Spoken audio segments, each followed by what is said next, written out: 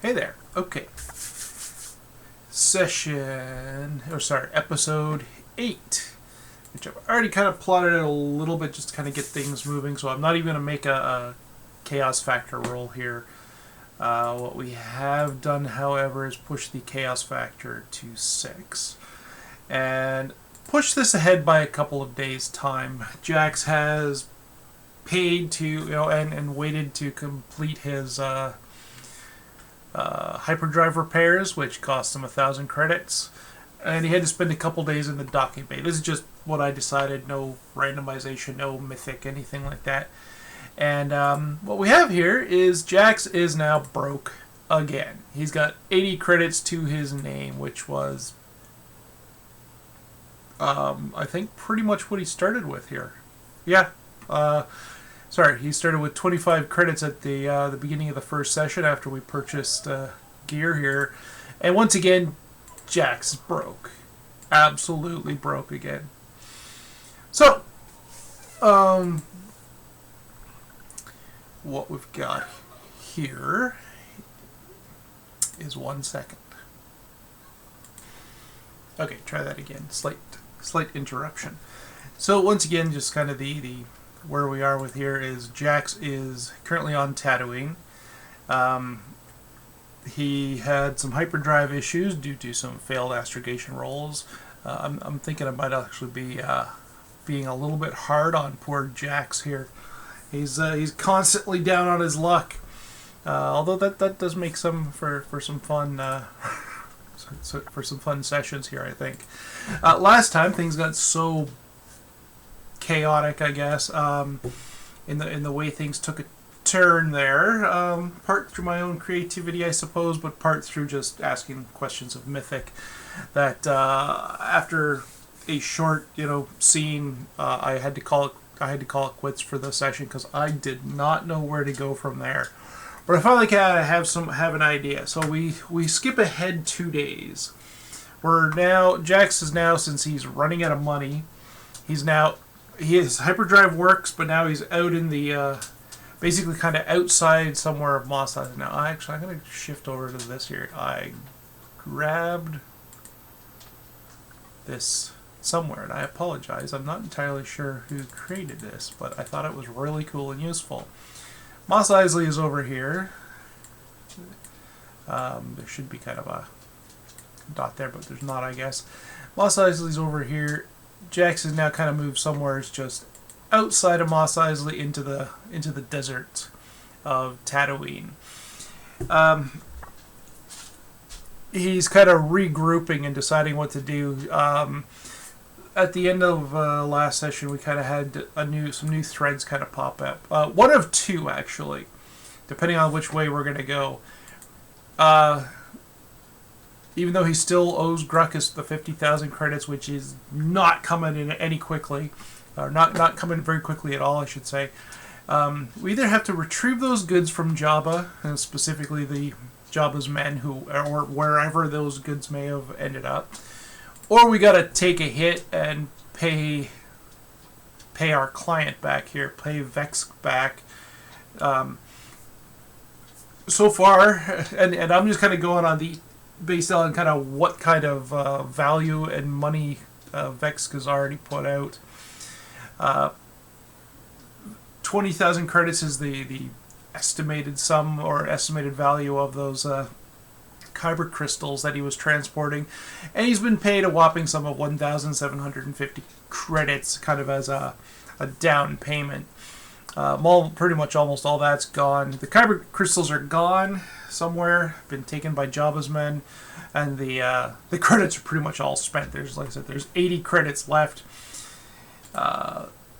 Jax is... Oops, sorry. We need the driftwood here for a second. Jax is... I'm just kind of setting this scene mostly for myself, I guess. Jax can't even really make it too far because he has... he could make it a little ways, probably back to Gamora or something like that. He's got 28 fuel cells, so he's a little over half. Say, what's that? About 60%-ish of his fuel cells are full. he has no money to even kind of refuel the rest of them at the moment. He needs some cash. And maybe this means he's got to stick around on Tatooine for a little while. Another thing I've also kind of considered is that Jax is going to need a crew. The combat, especially against rival level, for one single character, is a lot tougher than I thought it was going to be, based on previous experiments with Edge of the Empire. Of course, that was with a group with 5 different player characters, and they took down rivals like in a round kind of thing. Again, that may have just had to do with the fact that it was a group. Jax, on the other hand, is a single solitary character playing out his own solitaire Edge of the Empire campaign, and well, he doesn't really have the firepower that that my other group, my group probably had. So we fast forward a couple of days. Jax is slowly healing again. He's through natural healing. He's earned two wounds back, or two health points back. Whatever. He's healed a little bit, but he's still got a long ways to go. He's only at about 50%, so he's still feeling kind of rough from all the damage that he took.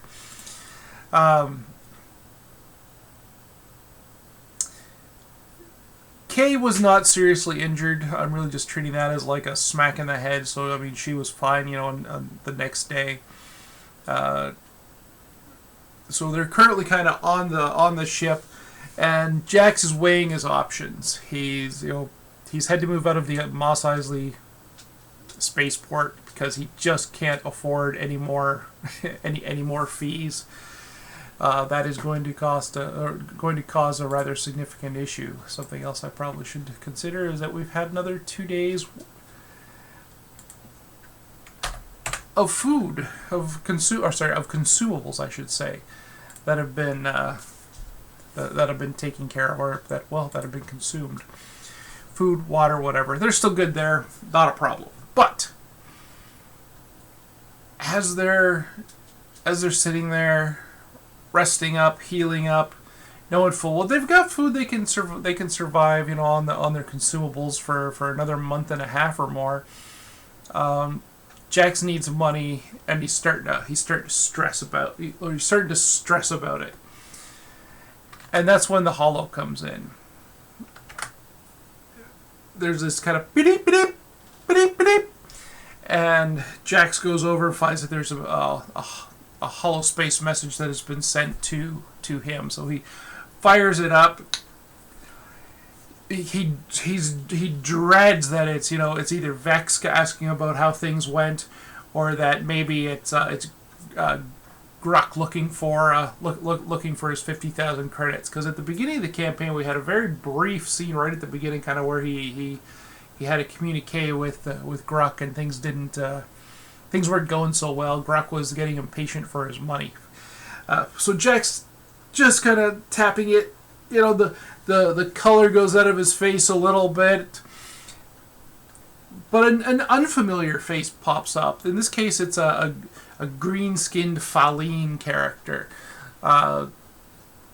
Who, as the holo comes up, and you kind of have somebody standing there in the middle of it, with his arms crossed, and the voice says, "Greetings, Jax Kellen. My name is Paulo Greet. I represent an organization that would be interested in working with you, especially in helping you recover your stolen cargo." Jax is kind of taken aback a little bit. He didn't realize that there's already a reputation out there of him losing cargo to rivals. This is a one-way communication, though, so of course the Faline doesn't pay much attention to it. Instead, he says, "Jabba the Hutt is not an ally of ours either. He is a rival, one that we would feel obligated to to hurt in some way. And I believe you could fit well into our organization, and we're willing to help you retrieve your cargo. Jax takes an interest.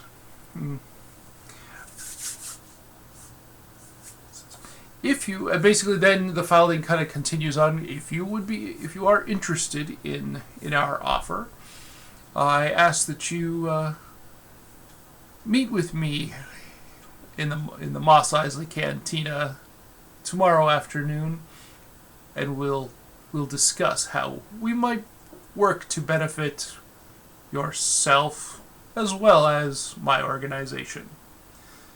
And with the bleep bleep, the hollow shuts down. And Jax kind of looks over at Kay, who just kind of kicking back, her feet are up on, her furry little feet are up on the on the dashboard, kind of in the cockpit.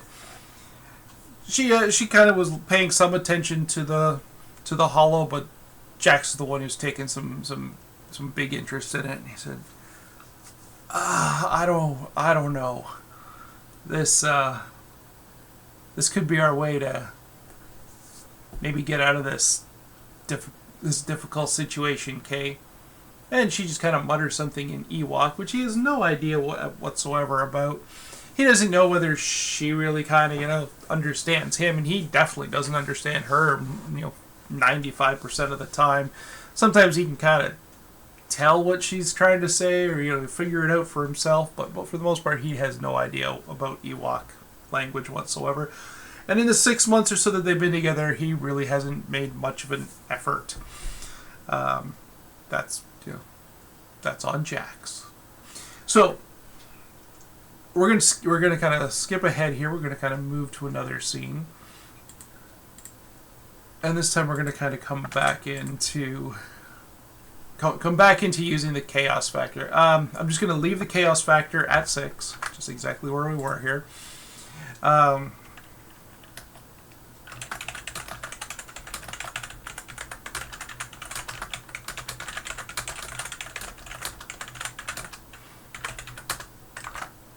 Yeah.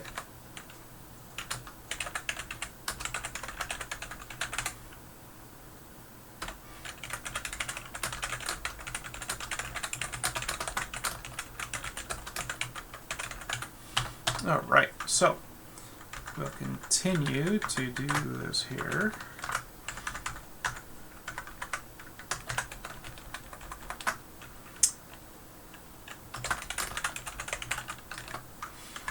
We're going to call the new scene New Friends, with a big question mark there. And the assumption here is that our scene is going to take place in the Mos Eisley Cantina.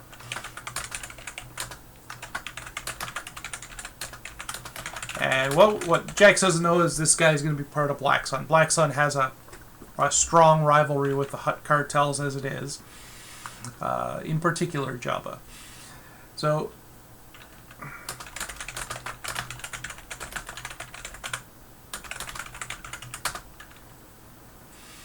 a working business, that's a little redundant.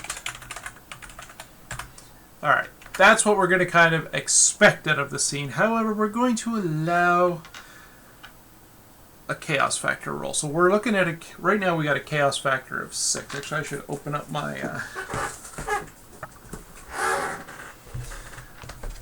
my little binder of stuff here.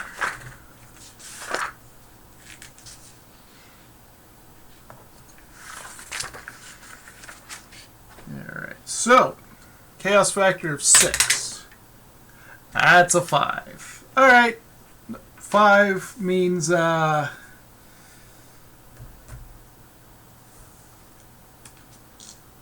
so a 5 means an altered scene. Okay. Let's see here. So it is definitely going to stay put. Okay. Cantina. Jax has hiked in from the from the desert, leaving K to Y. This is always, I don't know why he keeps doing this, because it never goes well. So Jax is kind of a little road weary. Actually, you know what? Just because of that, let's give Jax a point of strain. Yeah, that's a good idea. So he's taken one hit on his strain. So he's hiked in from the desert, leaving K to watch over the driftwood. Again, one of these days he'll learn this doesn't go well. But we're going to have an altered scene. Okay, so altered scenes here. For the altered scene...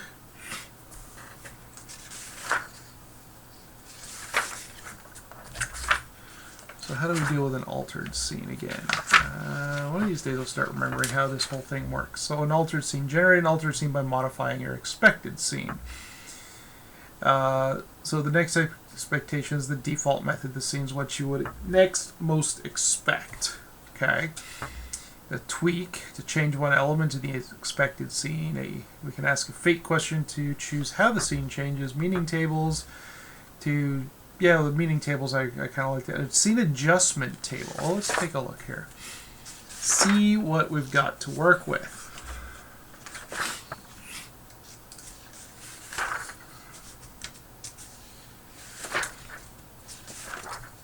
Curious, I don't think I've looked at the scene adjustment table, so I want to look at that before we kind of get moving.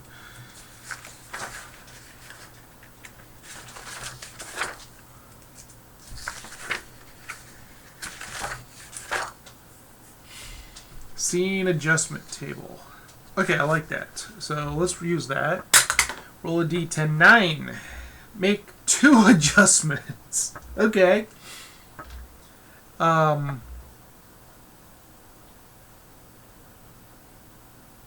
Alright, well, let's continue. So with 3, reduce or remove an activity. And 7, oh, we'll re-roll that again. 10. And let's re-roll. 6. And add an object. Alright.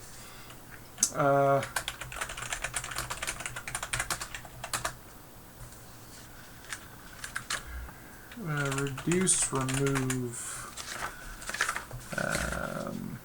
an activity. And add an object. Okay. Reduce or removing an activity. This is actually going to kind of work out. But let's test a couple other things here quick to see kind of.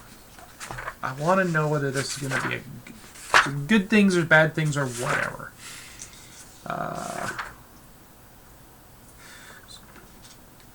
So a random event focus table. It's not really a random event though in this case, is it? It's a modification.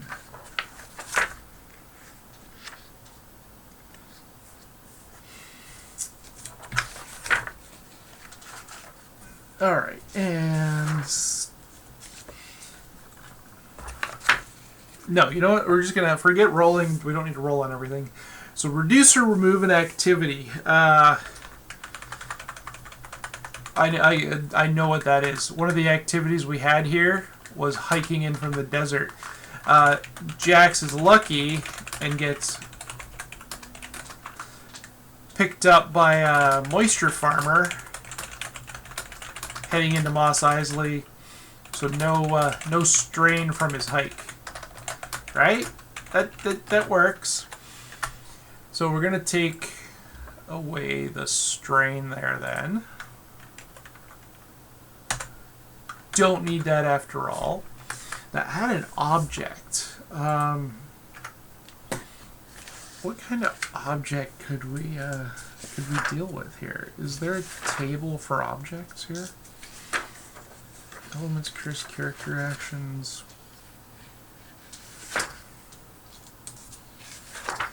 Objects, there is.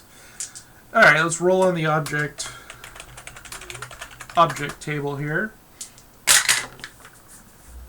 55. Light. Okay, so do we take that as light, like like a lamp, or do we take that as it's something that is light to carry?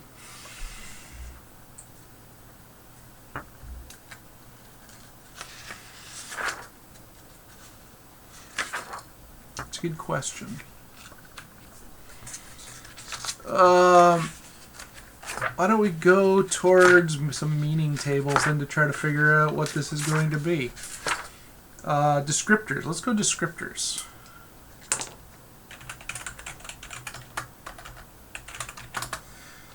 Descriptor 1. 74. Oddly, descriptor 2. 48. Oddly interesting. That's not helpful. Oddly interesting. What kind of object could we be in terms of this? I'm thinking like it could be something that came from the moisture farmer. That's a possibility. It could be something that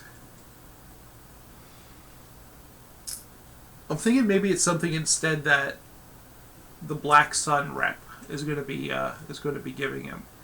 So all right, so let's skip that. He catches a ride in. He only walks for a few kilometers in the desert before a moisture farmer kind of comes by on a land speeder and gives him a ride the rest of the way back into Mos Eisley. At which point Jack's making sure that his blaster is holstered, charged, and ready to go, seeing as things have just not been going his way at all. Just double checks his blaster, make sure everything's good. Jax, I don't think is carrying really any other weapons, is he? No, he's not. It's just a blaster. He doesn't carry. Yeah, he carries basically that and a comlink. He doesn't even carry a knife. And again, he's still healing. He's sore. He's not feeling so great in that respect, and he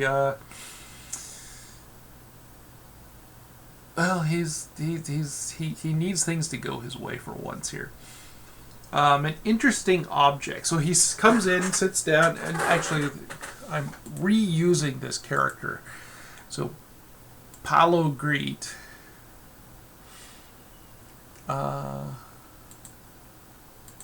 No, I did not do that, but I'm pretty sure I think at some point I did, yeah. I did grab I do have I'm going to bring us back to the start page here. I'm going to drag, hello, stop it, it's my fault. Palo Greet.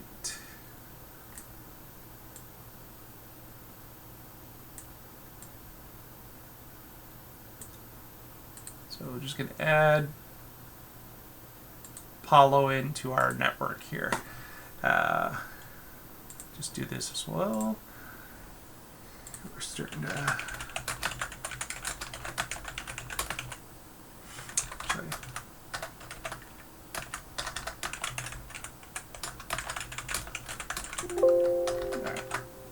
Just do it that way. We know what it is.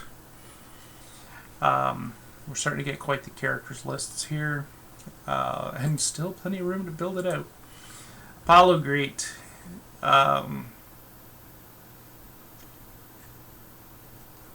Is sitting in the Mos Eisley Cantina as the band is playing kind of some a little less light pop jazz, or I believe in Star Wars they call it jizz music.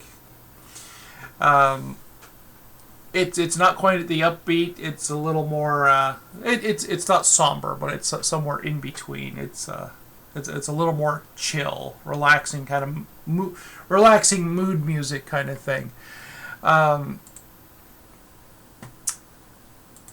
And the Faline that Jax immediately recognizes from the Hollow is sitting in a booth with a a goblet in front of him of some blue liquid, which looks like it's probably about 3/4 of the way still full. It looks like he's only had a few sips on it.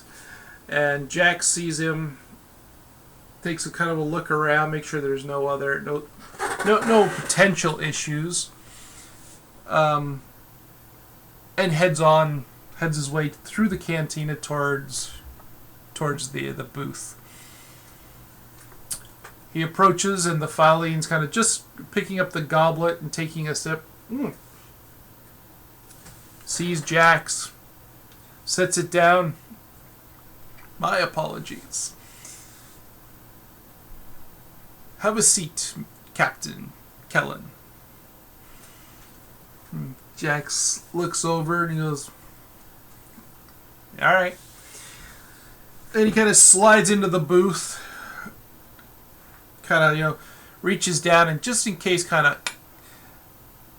checks the movement on his blaster, make sure that he can draw quickly if he needs to. It's a big blaster, kind of, takes up, pretty much the entirety of his leg, right? Or the entirety of his thigh, I should say. And Paulo sees kind of the movement. He says, there's no concern, there's no need for that. Jax kind of just puts his hand on the table and it's like, with the way my luck has been going, you're probably here to kill me.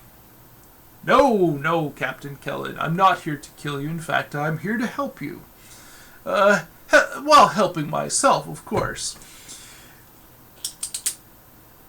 I'm currently on Tatooine for a business that happens to coincide with your issues around a certain crime lord local to this system. Yeah, keep talking. Well, let's just say that the same gentleman who ripped you off are the same gentlemen that I would very much like to see disappear myself. These hired thugs posing as a security detail. You're telling me they're not a security detail? No, they're under the employment of the Mos Eisley Spaceport as well. However, you are not the first victim, of course. Yeah, that makes me feel so much better. No, I understand it. It's embarrassing, very embarrassing, and I really only know about it, don't worry, mostly because of my own contacts here on Tatooine. I spend very little time in this sector, but I needed to come and deal with this issue. You see, Jabba's men, the security detail that stole your cargo, also killed, well, one of my men. Jabba and my organization don't work together at all. We don't work well together, and we don't really exist in the same systems very well at all. Although we do operate on Tatooine, the Hutt cartels, of course, tend to have a stranglehold over these systems this far into the Outer Rim. Yeah, if you've been tracking my movements at all, I just came from Nar Shaddaa not long ago. Yes, no, I am aware that I am aware of your troubles as well. A little bit of cash spread around, a few credits here and there, I can learn many things. Jack's kind of, that hand that's resting on the table just kind of slips down again towards just to drop onto his blaster pistol.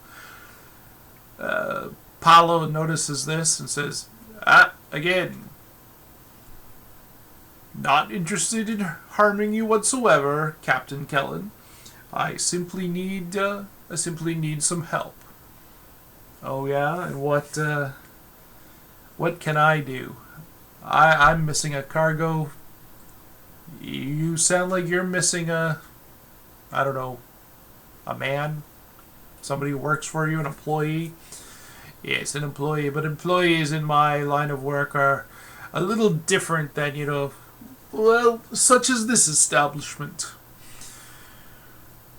Alright, so what does Paolo want? Okay, and we need to start also working towards this whole idea that there's an oddly interesting object. Which I still don't know what that is. I really don't know what that is. So, is Paolo wants... Okay, so the way I see it, Paolo wants revenge. He wants to make sure that Jabba... He lost a man, Jabba needs to lose some men too. In fact, specifically the men who took out his guy. And that just happens to work well into, you know, working with Jax. Because maybe he can just convince Jax to go kill these guys. But Jax isn't much of a fighter, as we kind of see. You know, if we come back here, his range light is a little bit better than it was. So, because I threw some XP at it, but he's still not much of a gunfighter. He'll get by, but with 3 of them, he may not get by very well. Doesn't matter that they're minion level. That can be problematic as well. My dice rolls haven't been spectacular for Jax. So, what is it? What is it that he could give to, or show Jax that would make Jax interested? Why don't we take a flip through kind of the equipment section here? And what exactly is he going to do? I'm thinking that there's probably like a Black Sun hired gun or something that's ready to join up and help Jax take these guys out to make sure things kind of go the way they're supposed to.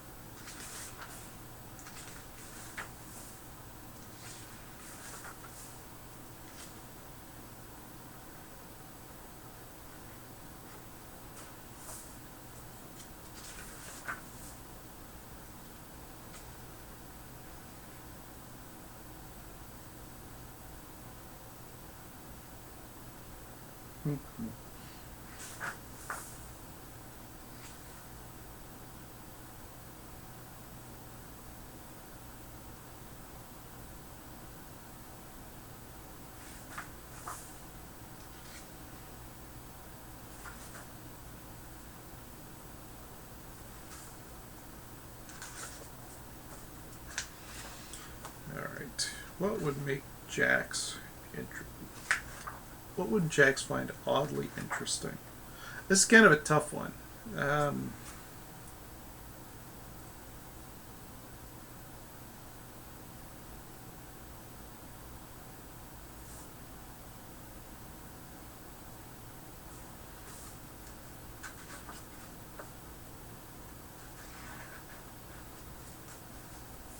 Oh, and it should be something light. Light or creating light. Shining light. A fusion lantern? No.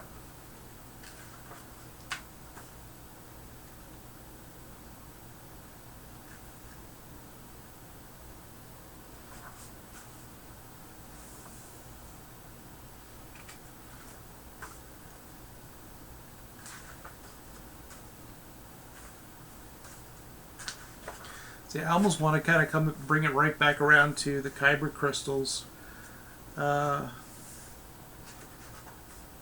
the kyber crystals are what basically the power cell, what creates the blade in a lightsaber, and that would be interesting. But there's no reason to introduce a lightsaber.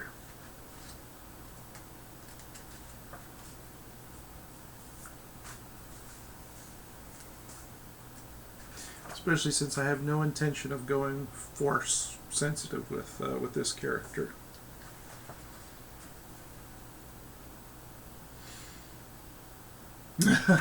Oddly interesting and light.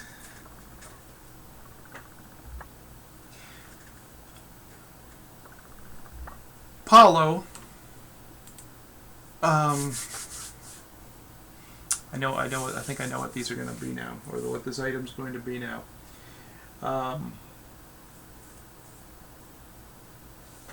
Yeah.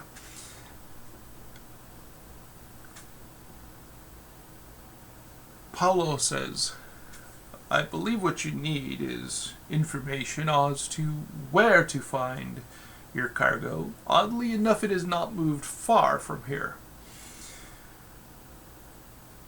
The gentlemen in question have been far too busy to take the stolen cargo to Jabba, and so instead they have enjoyed the fruits of their labor, drinking often in this very cantina.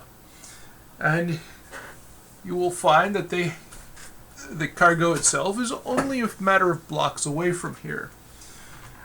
However, you might need an edge. And Paolo just kind of from under the table, he just, again, Jax kind of gets nervous for a second, but he goes, no need to fret.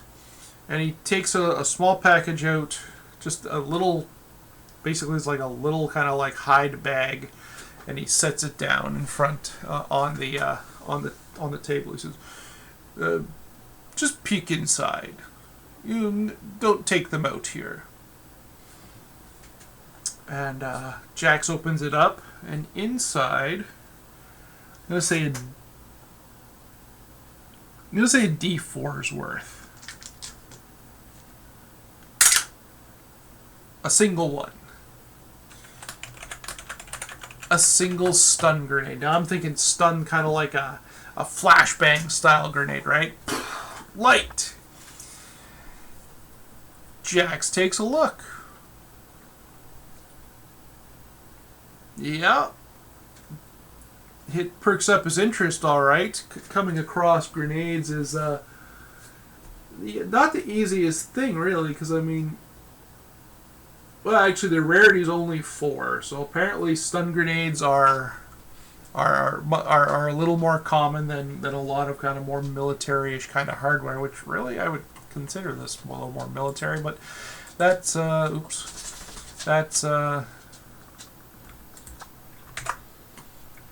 about that. I accidentally started up the Epic storefront there. I did not mean to. Yeah, so there we go. Gives him basically a stun grenade to use in dealing with his with the enemies, with Jabba's men who ripped him off. And Paulo also offers the location of their, of one of their apartments. The apartment where the kyber crystals are currently being held. All right, that's great. So, all right, is there anything else Paulo might be offering here?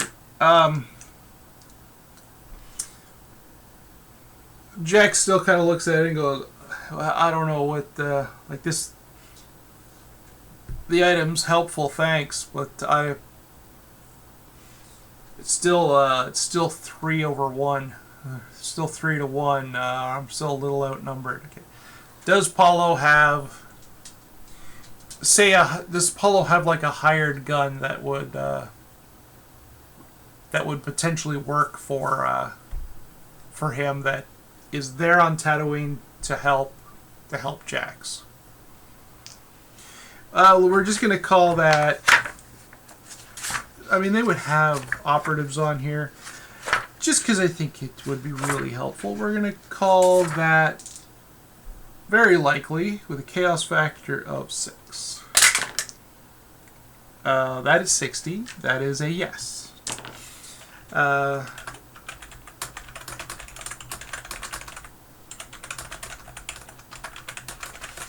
All right, no problem. So what do we know about the hired gun then? Or, well, Jack currently knows nothing about it. What does Paulo say? So Paulo, Yes, I believe I have somebody who can help you. He's a, is he a bounty hunter? Bounty hunter would kind of make sense. Let's just call it 50-50. That's going to be a 28. That's a yes. He's a bounty hunter. Cool. Is he human? I'm going to say that's just 50-50 as well. 30. Okay, yeah. Human bounty hunter. Currently on Tatooine. Does he work specifically for the Black Sun? I'm thinking it is more likely he works for himself, but does the Black Sun is a big client. So is he a freelance bounty hunter? I'm gonna say nearly certain on that. Oh, that'd be a 64. So yes, bounty hunter. Black Sun is one of his main clients. Okay, cool. Alright, so we're basically going to kind of take that from there. So what are we going to know about this bounty hunter? So Paulo says yeah, so he's going to send the bounty hunter to out to him, and the two of them are going to kind of sort out how they're going to go about dealing with Jabba's men within the security detail. But Paulo warns him that he better move quickly. Okay.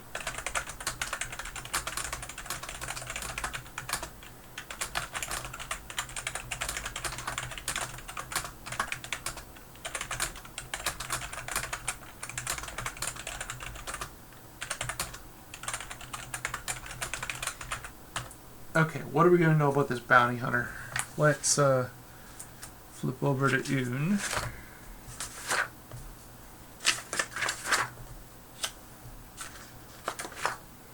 Alright.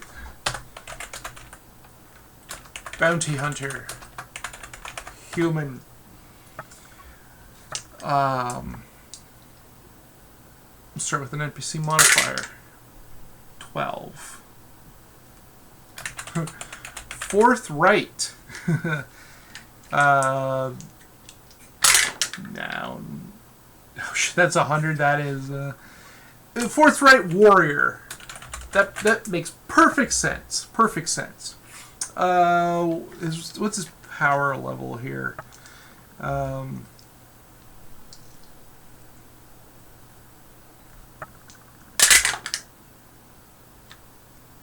Power level. Yeah, okay. Power level comparable to Jax's.